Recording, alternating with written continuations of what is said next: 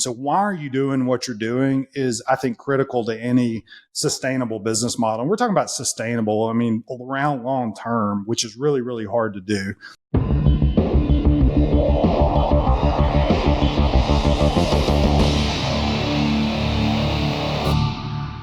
This podcast is brought to you by Fast Slow Motion, a team of expert consultants that have helped hundreds of growing businesses build scalable systems on the HubSpot and Salesforce platforms. To learn more, visit fastslowmotion.com. Welcome back to part 2 of our discussion on how to turn an idea into a business. We've already talked about choosing which idea to go after and how to execute on it. So let's dive back in. So John, can you tell us what your approach is to developing a successful business model? A really sound business model is going to have very good input metrics. They know what goes in the recipe to produce the outcome that tastes good. Well, first and foremost, I think it's built on a higher purpose. It's built on a bigger why than just whatever you're practically doing, because you need to kind of rise above the situation, because at the end of the day, if you kind of break down every business, you're doing something fundamentally that somebody could copy or somebody could do differently, and it's got to be a bigger mission. So why are you doing what you're doing is, I think, critical to any sustainable business model. And we're talking about sustainable, I mean, around long term, which is really, really hard to do. The other thing is it built on repeatable systems and processes. The business can't depend on you or any key individual, or it won't scale. And honestly, you haven't created a real business if you haven't put those repeatable systems and processes in place. You have to prove the model that it's going to produce consistent profits over the long term.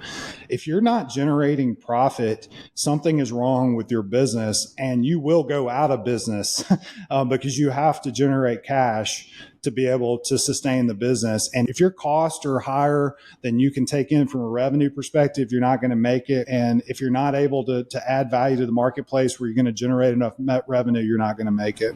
Another thing I would say is you got to be really flexible and adaptive over time. So you don't jerk the steering wheel when things happen. You try to be as intentional and focused as possible, but you also have to remain flexible, because your business is going to evolve over time, because your market's evolving, your people and your systems and the things that you're doing are going to evolve. And you have to constantly kind of reinvent yourself along the way. So otherwise, you're going to get replaced, and it's not going to be a sustainable business model. A couple other things I would say is I would ensure your decisions are based on data and not emotions.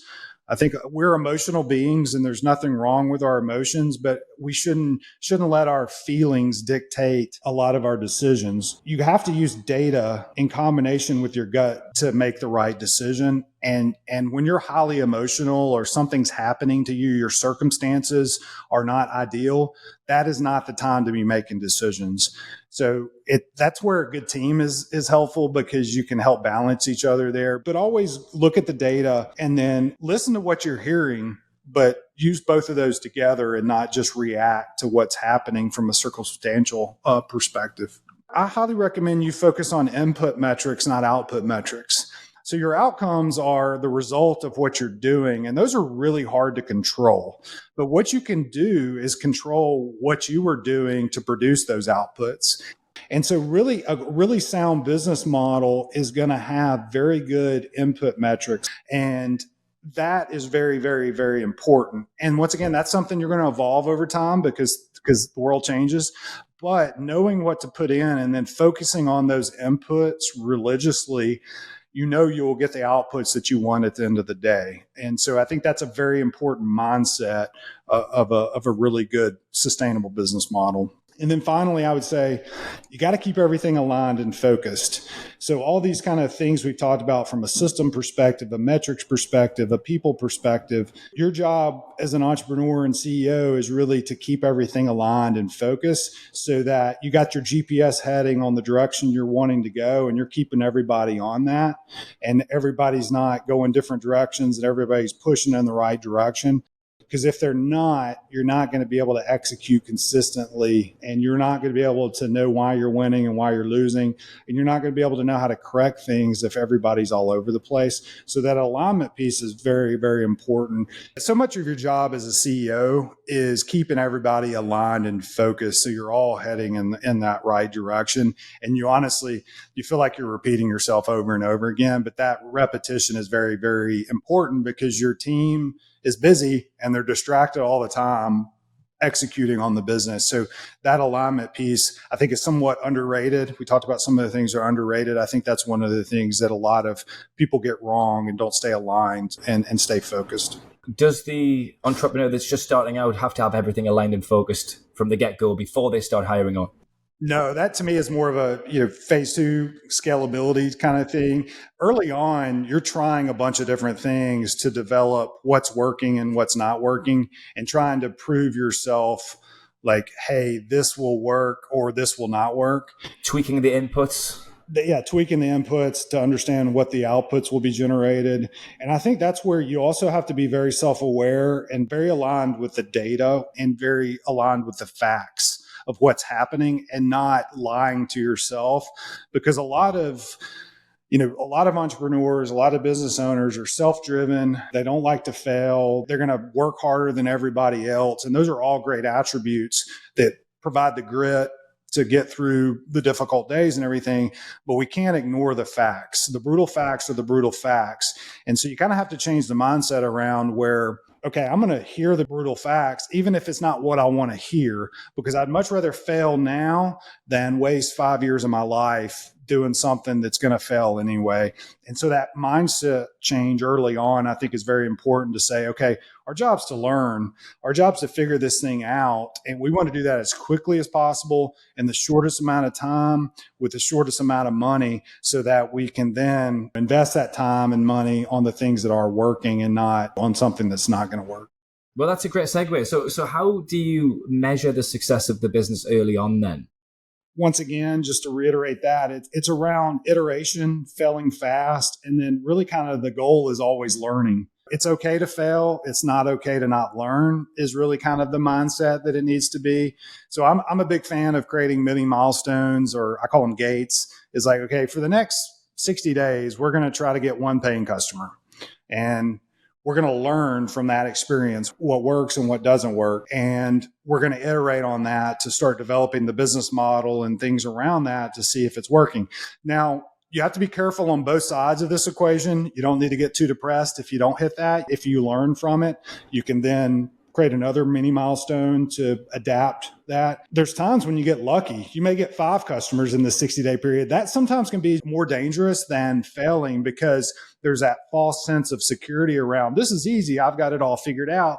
When in reality, you don't really know how to repeat that process. You don't really know why you won those 5 customers. And so once again, the goal there is really more learning and not necessarily hitting the goal that you set out for yourself.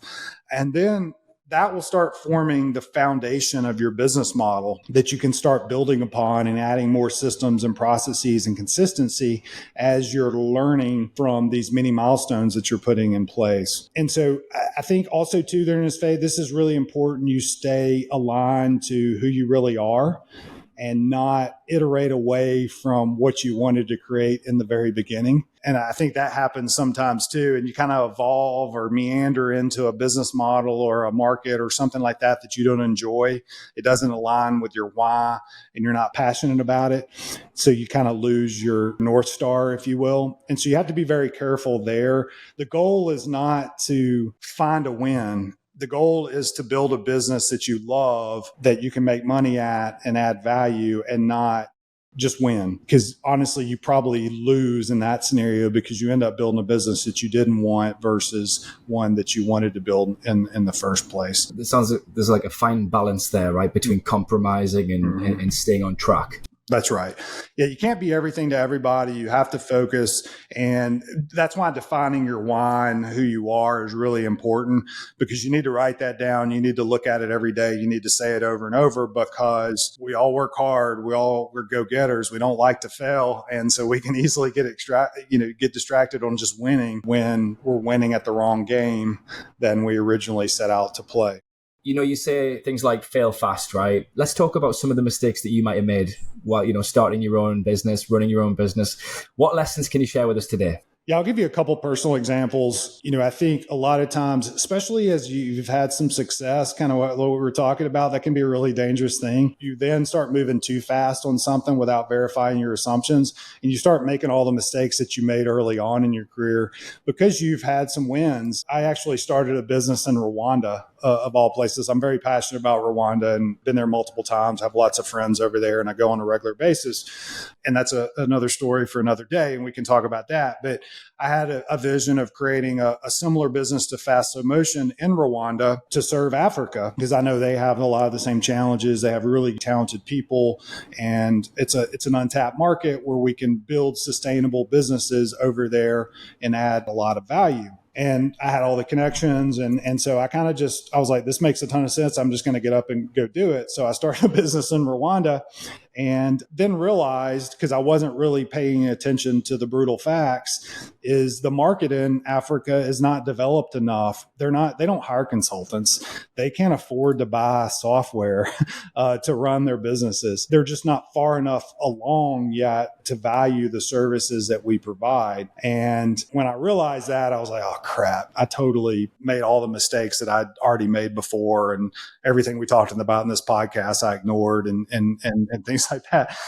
And so, to my credit, I guess I did unwind it fairly quickly, which is extremely painful. It wasn't fun. I mean, we had some really good employees over there. I lost a lot of money. It hurt some of my reputation and my pride and all those kinds of things.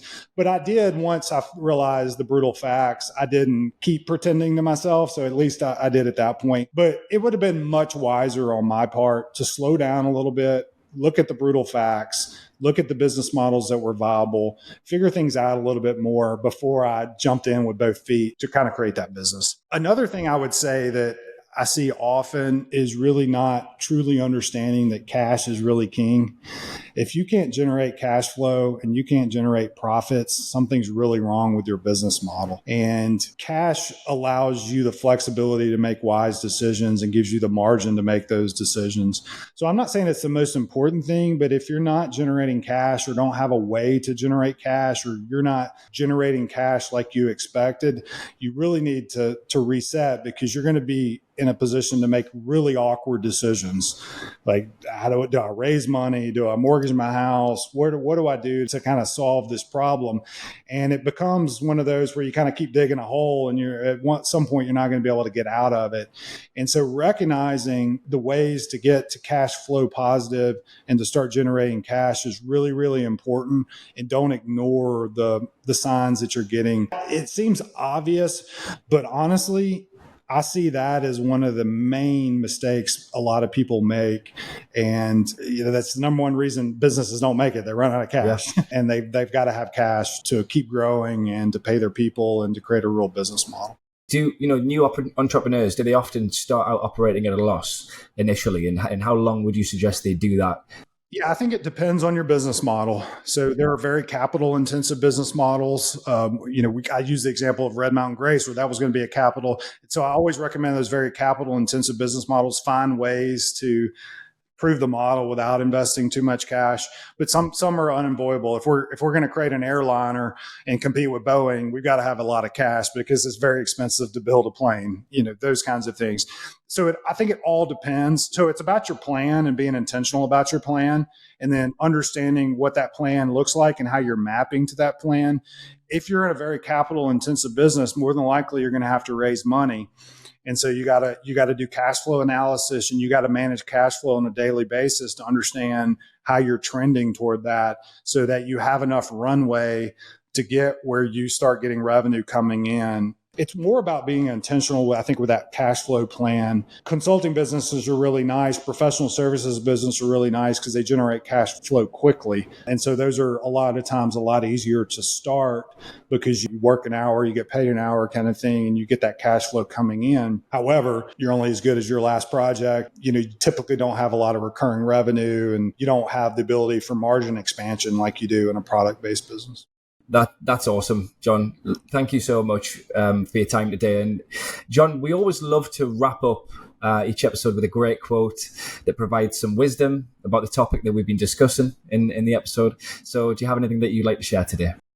Yeah, sure. It's actually hard picking one around this topic because I think there's a lot of good quotes out there. But Peter Drucker said, ideas are cheap and abundant, but what is of value is the effective placement of those ideas into situations that develop into action. It just aligns with exactly what we're talking about. Is it's all about the execution and the discipline around executing on those great innovative things that we're developing in the marketplace. Love it. Fantastic.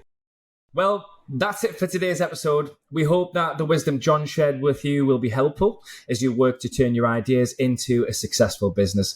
And here at Fast Slow Motion, we really do love to see people build successful businesses that they really enjoy. So remember to subscribe to the podcast on your favorite podcast platform, or you can find archived episodes at fastslowmotion.com/podcast.